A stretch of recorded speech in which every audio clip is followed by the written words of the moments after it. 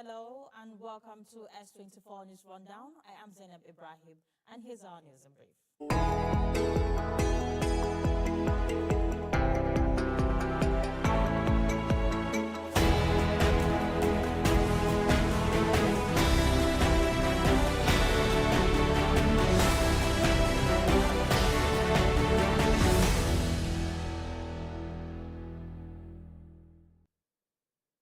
Now the news in details. The Independent Corrupt Practices and Other Related Offences Commission, ICPC, has arraigned Professor Bello Abubakar, the personal physician of former Kaduna State Governor Nasir El-Rufai, on charges of forgery and making false statements over an alleged fake medical report. The anti-medical document to support El-Rufai's request for medical attention while he was in ICPC custody. The commission told the court that the report was intended to mislead investigators and obstruct the ongoing legal proceedings involving the former governor. Workers under the Federal Ministry of Water Resources and Sanitation and the River Basin Development Authorities have called on the federal government to review their salary structure, clear outstanding promotion areas dating back to 2019, and improve career progression within this sector. The demands represented by the trade group of the National Union of Agriculture and allied employees during a meeting with the Minister of Water Resources and Sanitation, Professor Joseph Osef. Now, the Advogue Foundation has called on President Bola Tinubu to immediately sign the Federal Audit Service Bill, saying it has remained unsigned for more than 7 months after its passage by the National Assembly. The Civic Technology Organization said the proposed legislation would replace the outdated Audit Ordinance of 1956 with a modern legal framework establishing an independent Federal Audit Service and Federal Audit Board, while strengthening the powers of the Auditor General to improve transparency and accountability in the management of public funds. Next, the chairman of Igbogbo Bayoku Local Council Development Area in Lagos State, Hamid Aroyewu, has called for constitutional recognition of traditional rulers, saying monarchs should be assigned defined roles in governance and grassroots development. He made the appeal during the traditional prayer program marking the 10th coronation anniversary of the Adebo Ruwa of Igbogbo Kingdom, Oba Semiuddin Kasali, where he described traditional institutions as vital partners in promoting peace, security, and community progress. On the internationals, another American service member has been killed as the conflict between the United States and Iran continues to escalate, prompting a fresh wave of U.S. airstrike on Iranian military targets. The latest casualty occurred in Iraq after an unexploded Iranian drone detonated, while 2 other American troops were previously killed in an Iranian missile and drone attack in Jordan. Now moving on to our next segment, the business news update with Shukra O'Neill. Hello Shukra, what's happening in the business world today? Hello Zainab. The spotlight is on the Central Bank of Nigeria today ahead of the MPC meeting holding at Abuja. Welcome to your business update, and here are the top stories. The Central Bank of Nigeria signals there will be no interest rate cut ahead of the Monetary Policy Committee meeting. The federal government is set to raise a 729 billion bond to clear debt in the power sector. ECOWAS has backed the Nigerian-Morocco Atlantic gas pipeline projects, and Gulf markets are trading mixed as tension between the United States and Iran push oil prices further. And now the news and details. The Central Bank of Nigeria has indicated that it is unlikely to reduce interest rates at its upcoming Monetary Policy Committee meeting despite recent moderation in inflation. Analysts say the Apex Bank is expected to maintain its tight monetary policy to sustain price stability and protect the value of the naira. Economists believe holding rates steady will help curb inflationary pressures, although it could also keep borrowing costs high for businesses, and household investors will be watching closely for any policy guidance that could shape Nigeria's economic outlook in the second half of the year. From monetary policy to the power sector, the federal government plans to issue a 729 billion bond to settle outstanding debts owed to electricity generation companies. The move is designed to restore liquidity in the power sector and improve the financial health of the electricity value chain. Industry stakeholders say the intervention could enhance power generation, encourage fresh investment, and reduce the long-standing payment challenges affecting electricity producers. The government maintains that improving the sector remains essential to driving industrial growth and economic development. Still on the energy, but within a regional focus, the Economic Community of West African States, ECOWAS, has signed an agreement endorsing the Nigeria-Morocco Atlantic Gas Pipeline project. The ambitious pipeline is expected to transport Nigeria's natural gas through several West African countries to Morocco, creating new opportunities for regional trade, energy security, and industrial development. The project is also expected to strengthen Africa's position in the global energy market while expanding access to cleaner energy across the participating countries. And finally, on the global markets, major stock markets across the Gulf trade mixed as investors assess renewing tension between the United States and Iran. The geopolitical uncertainty pushed global oil prices higher, with Brent crude rising above $90 per barrel on concerns over possible disruptions to energy supply. Analysts say sustained increases in oil prices could support revenues for oil exporting nations such as Nigeria, but may also fuel inflation and increase energy costs for consumers worldwide. And that is your business update for today. Zainab Ibrahim and Abubakar Treki will be joining you for newspaper review. I am Oniya Shukra. Thank you for watching.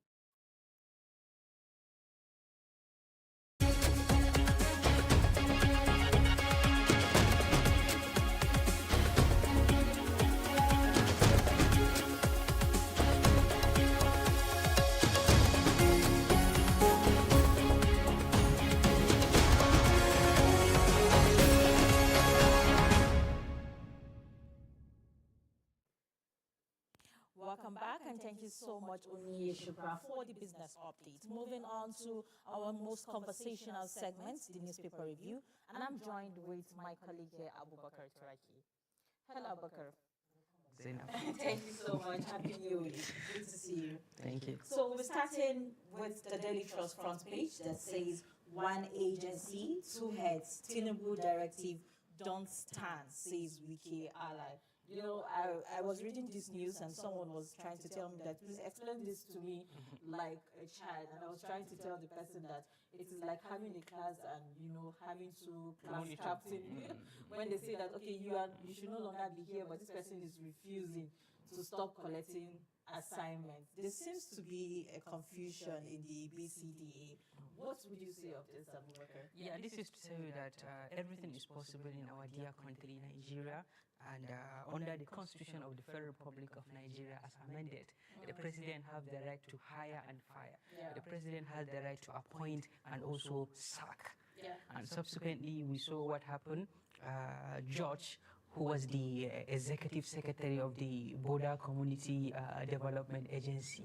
You know, it is on the Electoral Act. If you really want to contest if you're holding any public office and you want to contest, you have to at least relinquish that office 21 days before the primaries. And subsequently, he relinquished and he went ahead. He wanted to contest under the platform of APC in River State, and subsequently, I don't know, maybe he just calculated and think that that card is not going to win. Then he quickly reversed his intention, and in a broad daylight, the presidency find out that that office is vacant.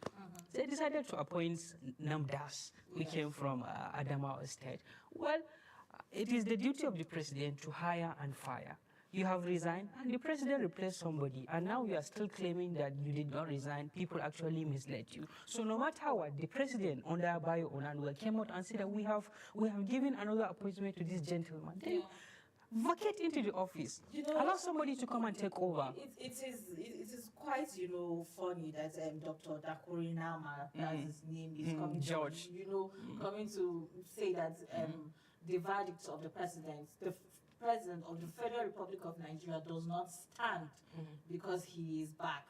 What do you think of this judgment? Because some supporters of Dr. Dakoinama are saying that since he is no longer pursuing that office, he has the right to come back and claim his. I'm sorry to say, with an iota of analysis, and I think those Rivers politicians are very, very ambitious and bold. We knew how when Fubara came, he was trying to at least go against his own godfather. He was even calling Wiki with sort of names, which I'm not going to call him again with that name. You know, this George, he's actually an ally to the Minister of FCT, which means likely they have their own backing.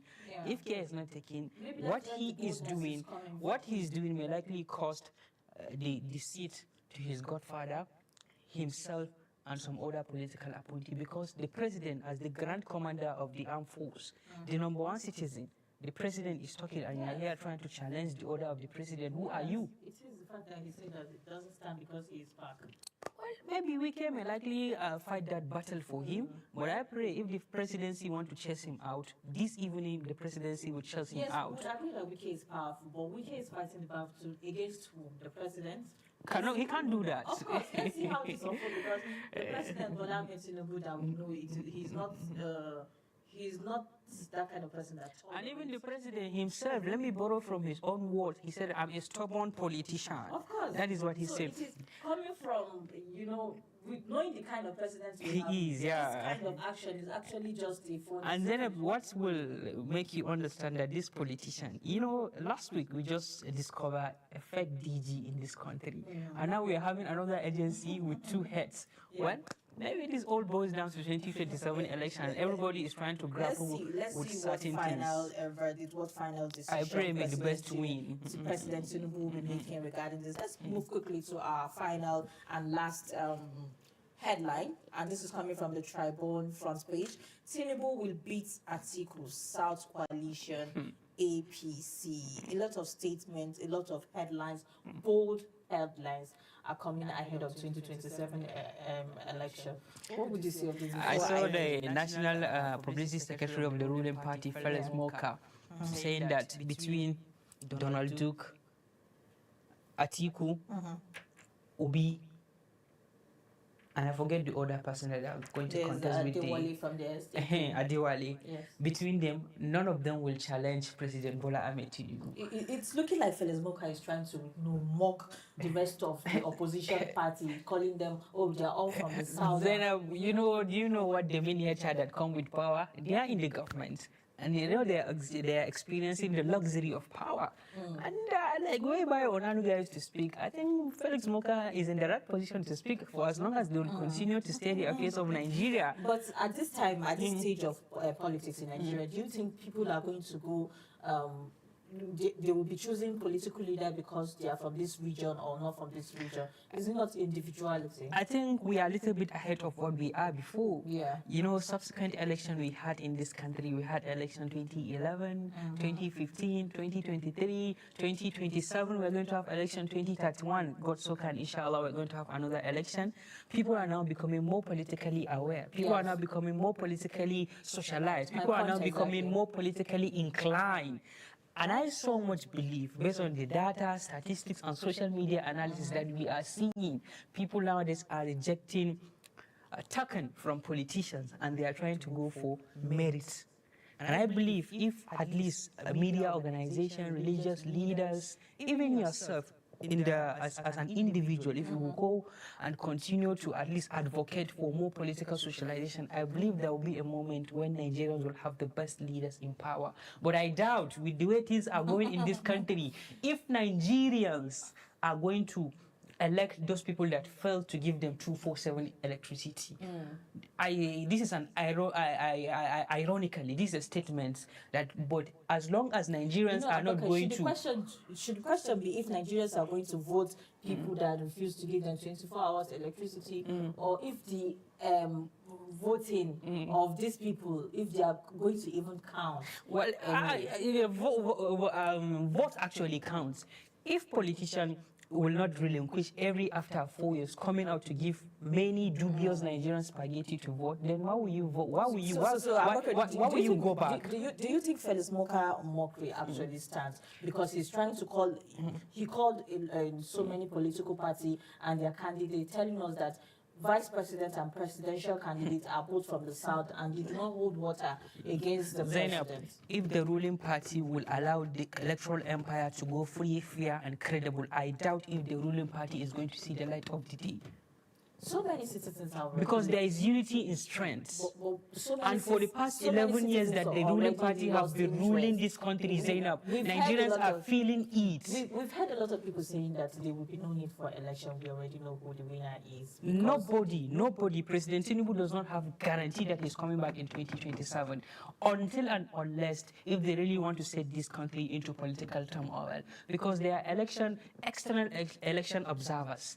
And with the presence of AI, people are now going to monitor the election. People are now going to remit their own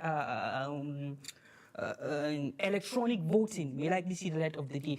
Until and unless maybe if INEC will compromise, the judicial system will compromise, and even the political leaders will also compromise. For that, if they can come out and say that we are going to compromise, then Tinubu may likely go back on a flatter of gold. And with the allegation against, why are you laughing? Because the people you mentioned the judiciary. The judiciary belongs to who? You mentioned the judiciary INEC. is actually independent. The INEC belongs to who? What is INEC? Independent National Electoral Commission. Does it still stand? Well, Zainab, to the best of my ability and to the best my kindergarten understanding of Nigerian polity in general, there are certain states and there are certain agencies, there are certain organizations that we still have to clap for them, especially the judiciary are actually trying to do a lot of things. We saw, even though if it was political, we saw how the likes of Achimugu, their properties was action. This morning, we saw the property of Emefiele was action and forfeited. We even saw the property of Abubakar Malami was action.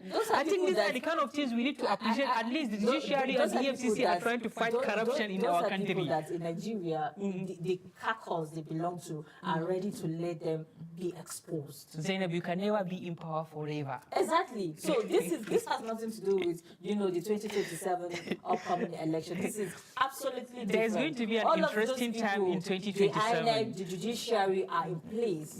To me, I would say they are in place to, Nigerians are actually doubting about the credibility of the person that is leading we have the right to question all of those people that we should be calling independent. And then if I may reflect back to 2020 election, you know what Professor Maurice Ew did when he was the INEC chairman? Professor Maurice Ew went ahead and declared the election that brought Umaru Musa into power. When he was questioned, he said that he used his previous knowledge as a professor. That is why he declared PDP as the winner of that election. And from what is going on right now, if care is not taken, the incumbent INEC chairman may likely follow this time, because history repeats itself. Yeah, you just mentioned that he used his knowledge of being a professor. Does that mean the power of the INEC has been, reduced, that you have to go back to your professor? Well, sometimes, Zainab, Nigerians politicians have a way to manipulate and destroy your logical thinking. Forget about that. We knew how when one religious leader just went ahead and metamorphosed into honorable. And now you have been going around the nooks and crannies of Gombe State preaching the words of politicians. I was really shocked when I saw him, the way he was giving some sermons. I'm not going to mention name, but it is obvious. The videos are there. It's Professor Ali Pantami. That is not coming out from my mouth. Let's round up now. We'll be going to our next segment, the S24 report, coming to you after the break.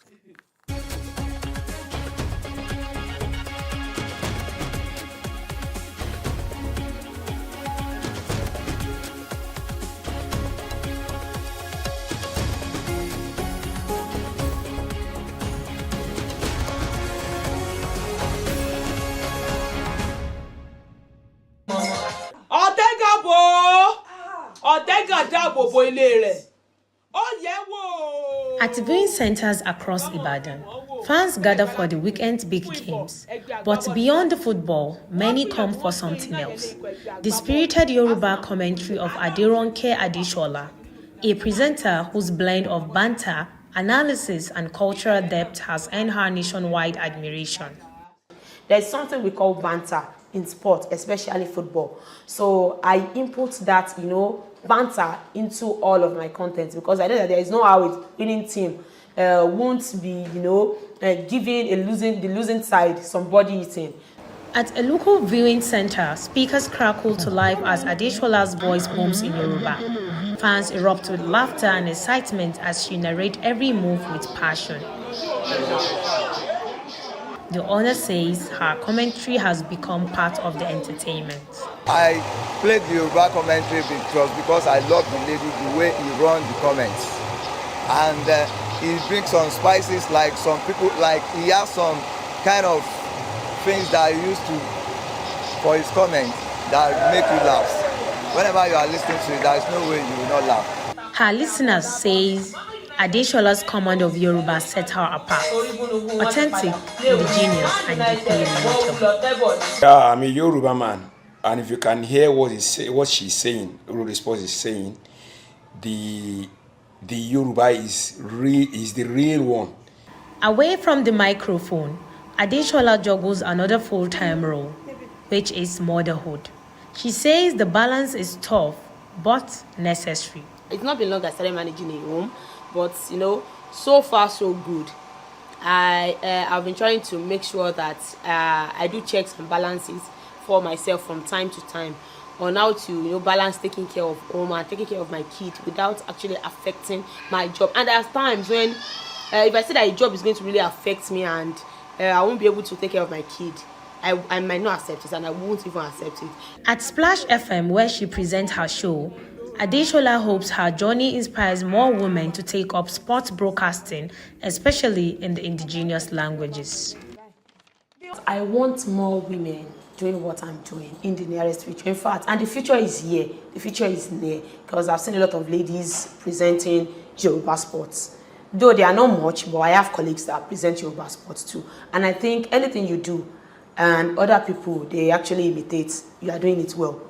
With her growing influence, Adeshola now aims to take Yoruba sport commentary to the global stage, working with big brands and organizations to showcase the language internationally.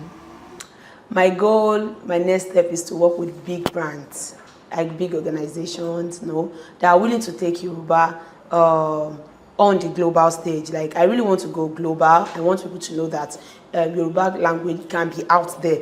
The way you translate your Korean, your Chinese, your Japanese, yes, you can also get a translator for Yoruba language in the world of sports. From radio waves to viewing center, Adeshola is proving that language, culture, and passion can transform sports storytelling.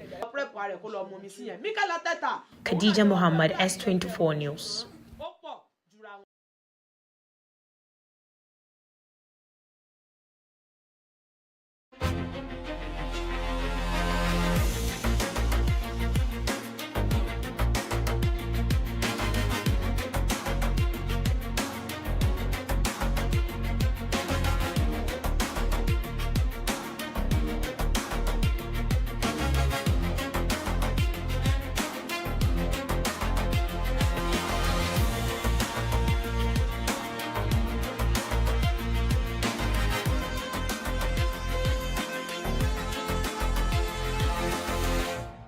Welcome to another edition of Political Arena here on S24 Television. Ahead of 2027 general elections, the major dominant of Nigerian population are youth, whom are being categorized as the future leaders of tomorrow. Today on this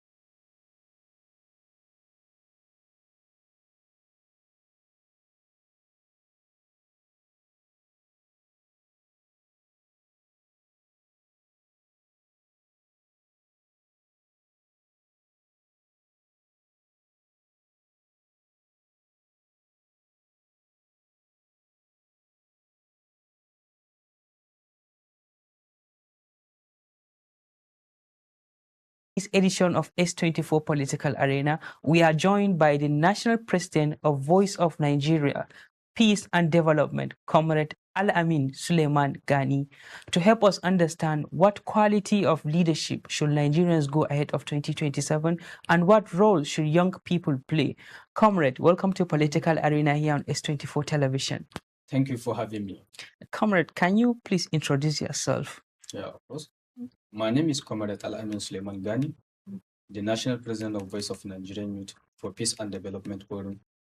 the Nigerian Young Visionary Leader of the year 2025, and the Nigerian representative and ambassador of Best Diplomat Malaysia. Thank you, comrade. Do you think Nigeria is moving in the right direction? There are so many positive efforts, but the progress is too slow. Do you think today's youth are also the victim of the system? They're also a party responsible for that very situation. You say that Nigeria is not moving directly. They are positive, they are also negative. Do you think youth are actually the one in a very tense condition, or it is the system that fails the youth? Yes, also youth are affected by the system, but through the leadership is about bringing practical ideas to the table.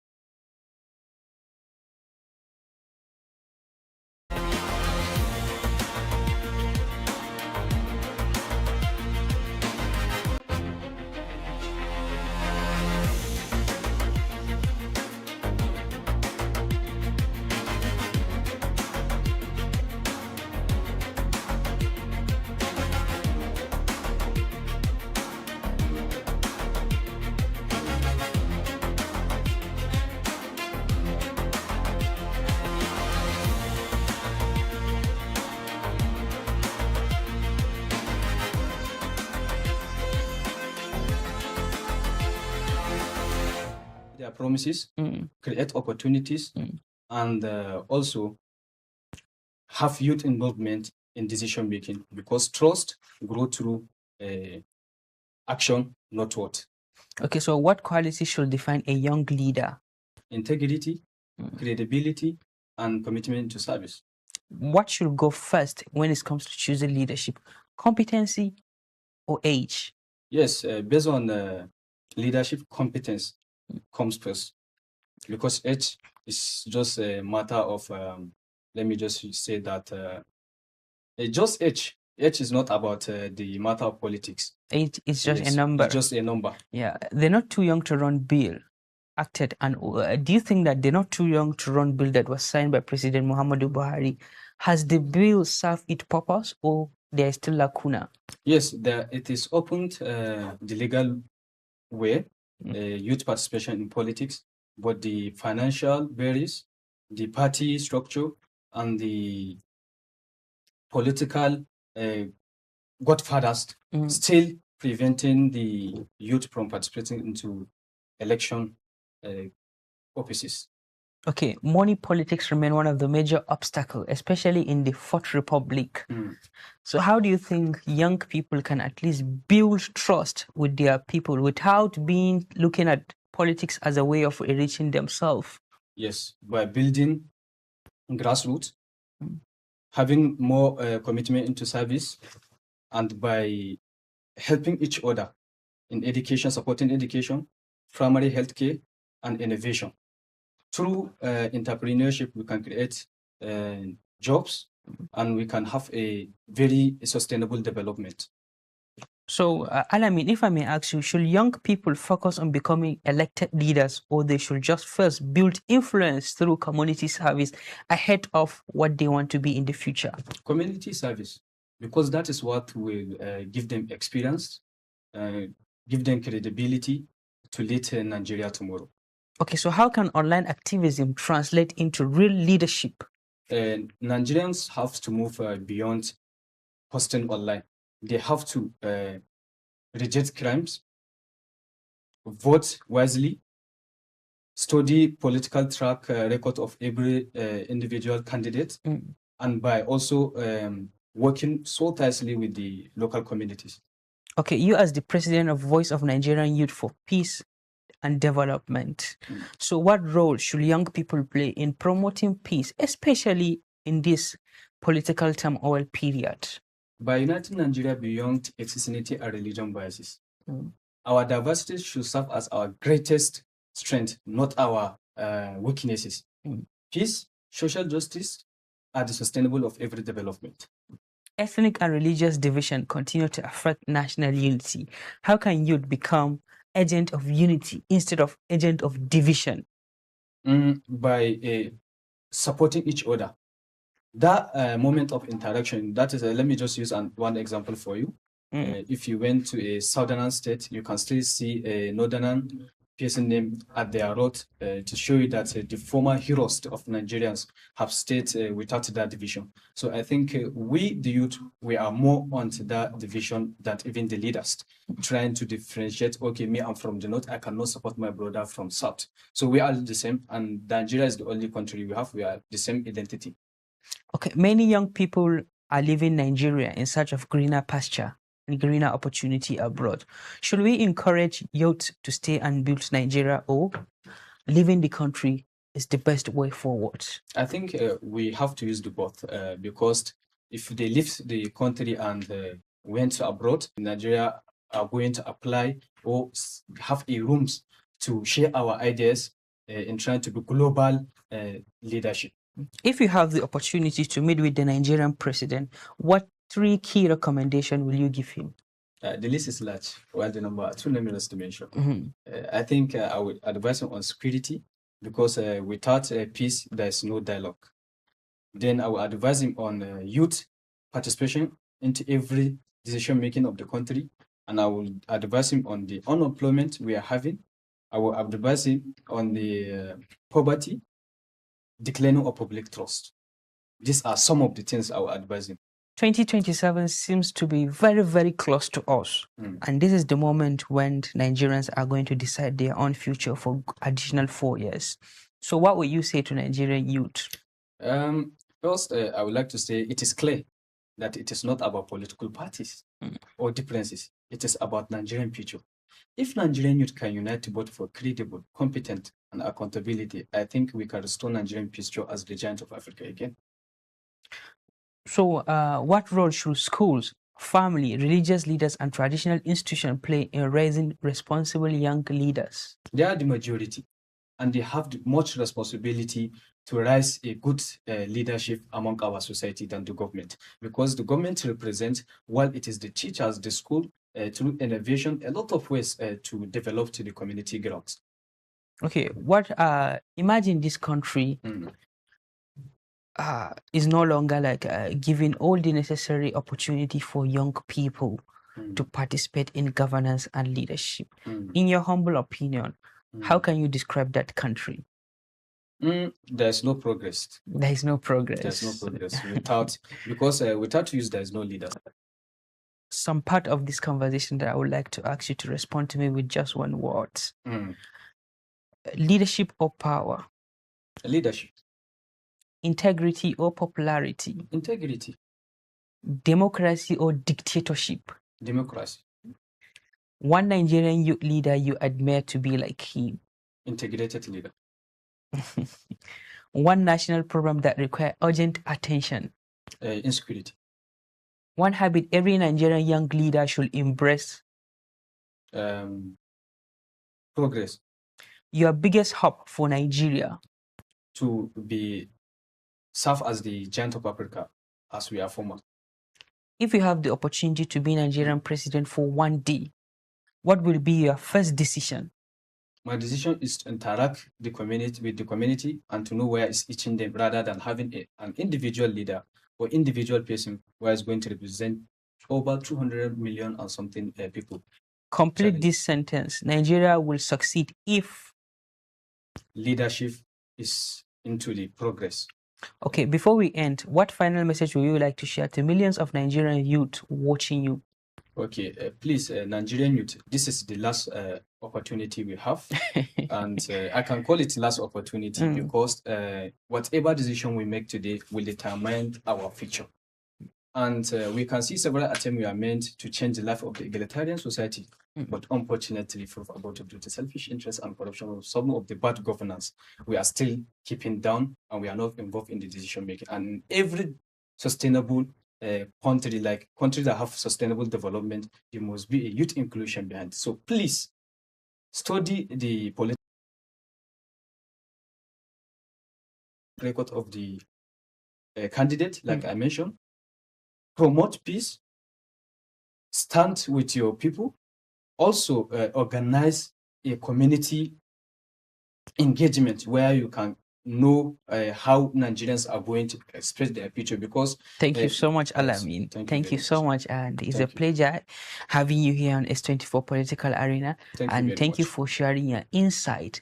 And I believe with what you said, if Nigerians youth are going to use it, Nigeria is going to be great. Thank you very much. I really appreciate it. Thank you so much.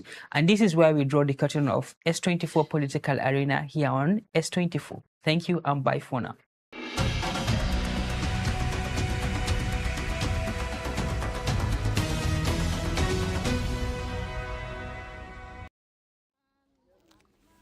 Across Nigeria, educators are increasingly recognizing that preparing children for the future requires more than academic achievements. While formal education builds literacy and numeracy, experts say children also need opportunities to develop communication, creativity, and emotional intelligence through informal learning. In Enugu, children spend the morning drawing self-portraits, collaborating with their peers, and navigating outdoor games. What looks like playing is intentionally designed to help them build confidence, solve problems, and learn how to work with others. Jennifer Ekweme, Executive Director of Salma Private School, The Safe Hands, says informal education helps children develop life skills that complement classroom learning. She explains that through the play, children learn conflict resolution, communication, and how to interact with society, creating a balance between being academically capable and socially equipped. The informal education teaches them how to live, how to be human, how to interact with the wider society. So when the children learn, are book smart, and then they learn street smartness, they become balanced. So they don't become children that, they know how to function in school, but in the real world, they don't know how to function. So in informal education, they learn how to resolve conflict during play. They're able to work on conflict resolution. They learn communication and all of these things. So with that, they function better. That philosophy is at the heart of Kidpreneur Plays. Founder Philomena Nwajago says the organization faced skepticism in its early days, as many parents question why they should enroll their children in a program centered on play rather than traditional lessons. But she believed that play is the foundation of learning, helping children discover their strengths, become creative thinkers, and adapt to their environment. I remembered when we first started talking about, come to our club, and parents would always often ask, what are they going to be learning there? Are they going to learn how to read? My child cannot read, my child cannot write. And initially I would just tell them we play. And they're wondering, play? And so I have to bring my child to you just to play. And we said, yes, we play, because we believe that children learn from playing. Playing is not just a distraction. It's the very foundation of learning. Through play, children understand who they are. They develop strength. They become creative. and they become adaptive to their environment. The impact has become increasingly visible. What started with a single child has grown through word of mouth as parents witness changes in their children's confidence, leadership, and ability to think independently. Activities that encourage public speaking, teamwork, and creative expression have helped children develop skills that extend beyond the classroom. We started working with just one child. And with that one child, we started creating and developing these things we believed are possible. And over time, that one child became a testament. Parents started seeing the extra things this one child could do by things like being confident to speak in front of a crowd, having the ability to just think out of the box without being told, having leadership skills. For students like Oma Nwajago, the transformation has been personal. Once shy about speaking in public, she says regular participation in the program gradually built her confidence, enabling her to address audiences without fear. So I know that when I first started coming to Kiprio class, I was a bit shy, and it also exposed me to public speaking. So when I started speaking publicly, I was a bit shy. But the more I spoke, the more courageous I became, and now I can speak in front of a crowd without being scared. As children continue coloring, playing, and collaborating across the school grounds, every activity reinforces a simple idea. Learning is not only about academic success, it is also about building the character, confidence, and life skills children need to thrive long after they have left the classroom.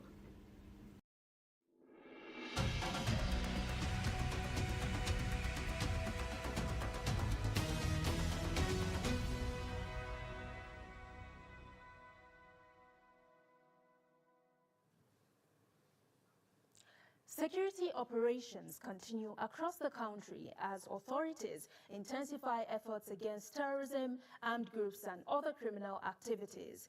Welcome to Security Update on S24 Rundown. I am Gloria Atta, and here are today's top stories.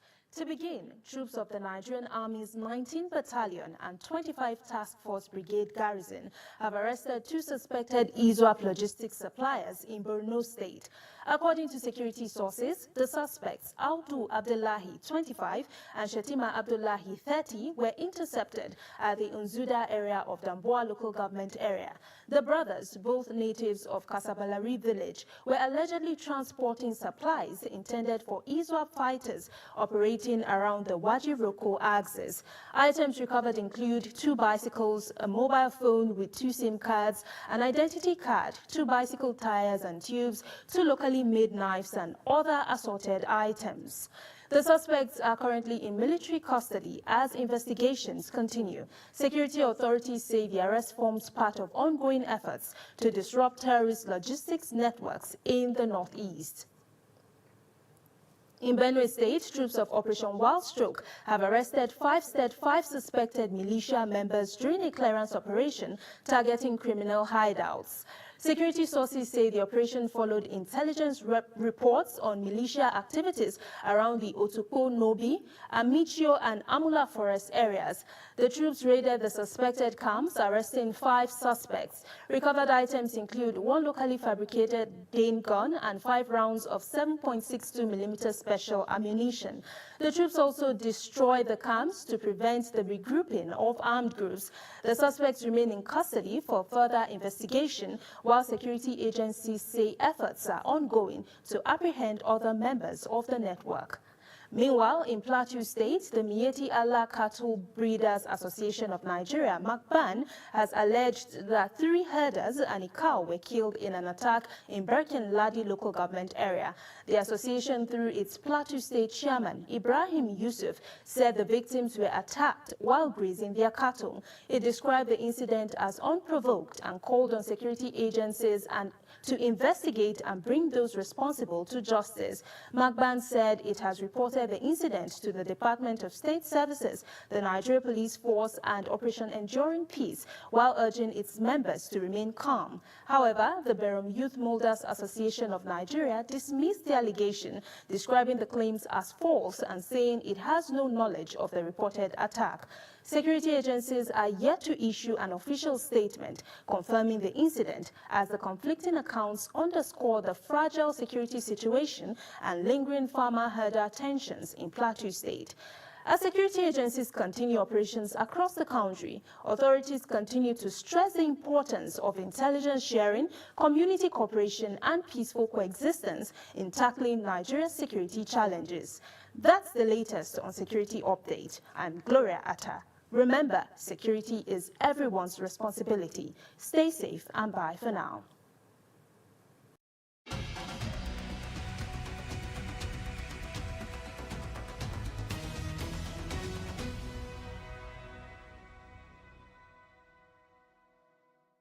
Hello and welcome to Tech World Update, where we discuss technology, innovation, and digital world. I am Aisha Muhammad.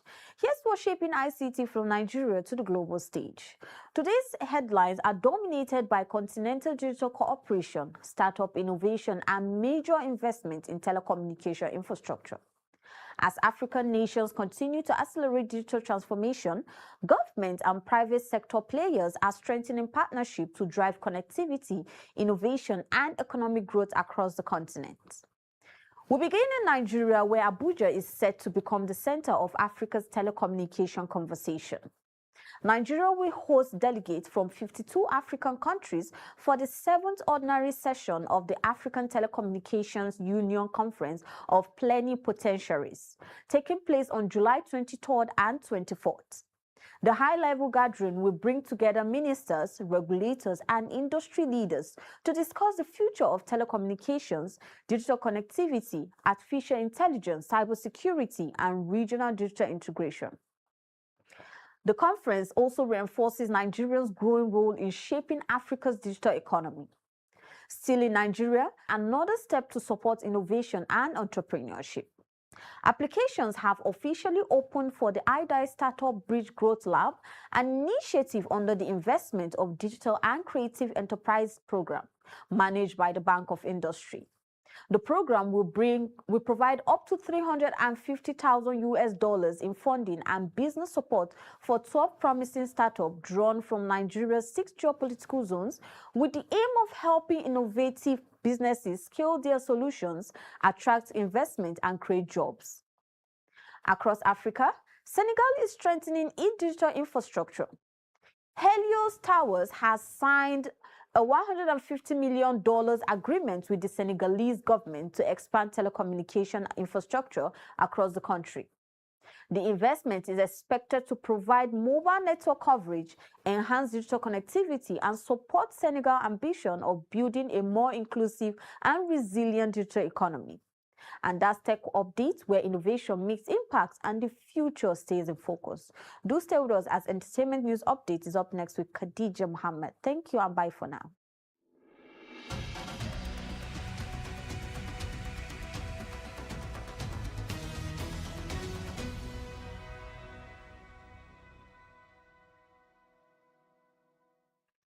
Hello and welcome to your entertainment update on S24 Rundown.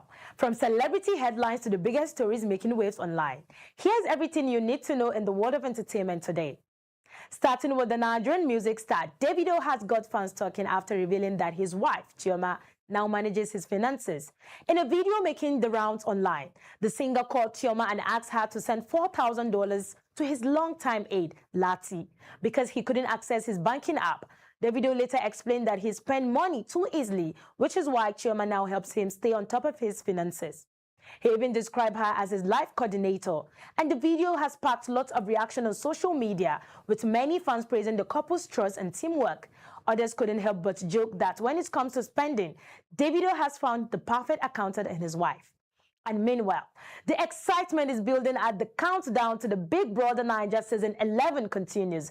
With just a few days to the premiere, Fans are already guessing who this year's housemate could be and what new twist the organizers might introduce. The show has also announced a record 160 million naira grand prize, making it the biggest reward in the history of the reality show. As expected, social media is buzzing with predictions, while many viewers say they can't wait for another season packed with drama, friendship, romance, and plenty of surprises. And speaking of the moment, the 2026 FIFA World Cup final wasn't just about football. It also became a gathering of some of the biggest names in the entertainment industry. Stars including Tom Cruise, Beyonce, Jay-Z, Rihanna, David Beckham, and Kylie Jenner were all spotted at the final. While the halftime show delivered performances that had fans talking long after the final whistle. From the action on the pitch to the celebrities in the stand, it was a night that truly brought sport and entertainment together. And that's your entertainment update on S24 Rundown. Thanks for watching. Stay tuned for our next segment. And remember, there's always another entertainment story just around the corner. Coming up next is Sport News with Steven after the break.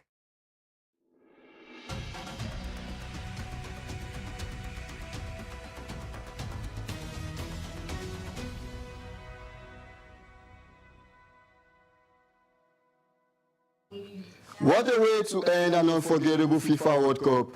A new champion has been crowned, football history has been rewritten, and the tournament's biggest individual awards have found their winners.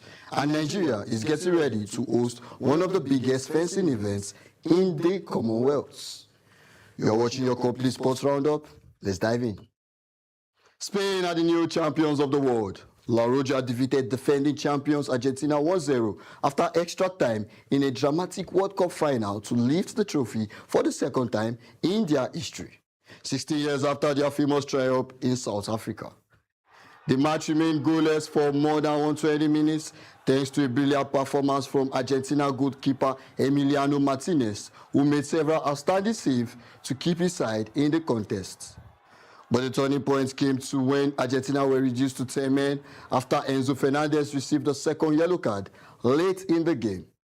Spain took full advantage, and in extra time, Nico Williams set up substitute Ferran Torres, who calmly fired home the winning goal to spark wild celebration among the Spanish players and fans. It was the perfect ending to a remarkable tournament for Spain, who conceded just one goal in 7 matches on their way to lifting football's biggest prize.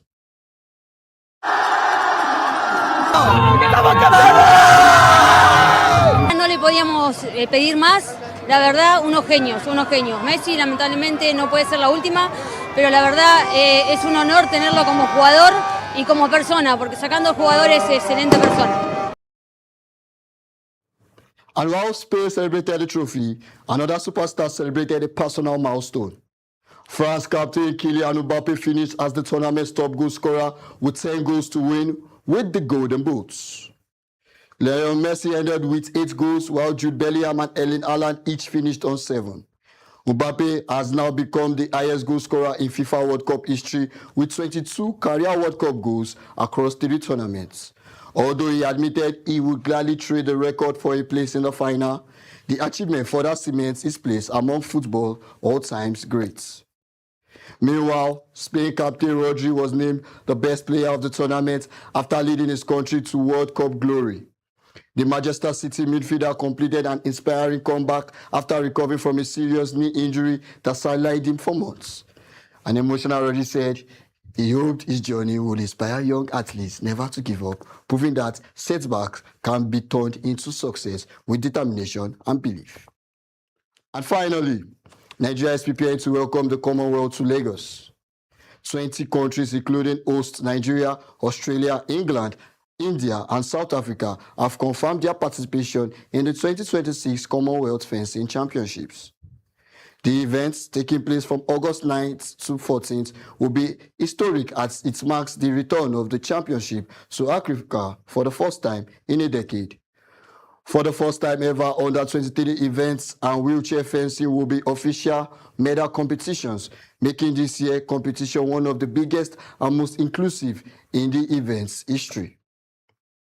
And that's a wrap on the incredible sports updates. Congratulations to Spain Hats off to Kylian Mbappe and Rodri for their outstanding achievements, and the best wishes to Team Nigeria as Lagos prepares to host the Commonwealth Fencing Championships.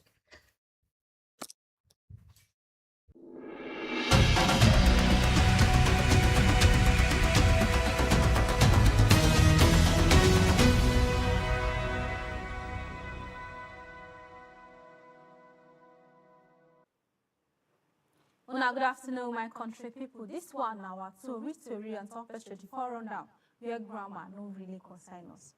Now, Erifai doctor matter we go carry and start with today. ICPC don't drag Erifai personal doctor go court on top fake medical report.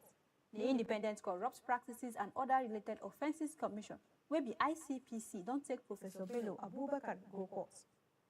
Professor Abubakar is the personal doctor to the former governor of Kaduna State, Nasir Erifai. ICPC accused the doctor say he produced fake medical reports give them when Erifai been in their custody. The agency talk say the doctor write lie paper to take confuse officers and to block the law work where they do on top Erifai matter. And on top the matter, workers under the Federal Ministry of Water Resources and Sanitation plus the River Basin Development Authorities don't tell federal government say their salary need to go up. They say government must pay them all their promotion arrears, money where they owe them since 2019. They can say government must arrange better career paths so workers will feel move up for their job smoothly. Their union will be national self itself during one official meeting. And one foundation don't call Oga Presido make it quick sign federal audit bill.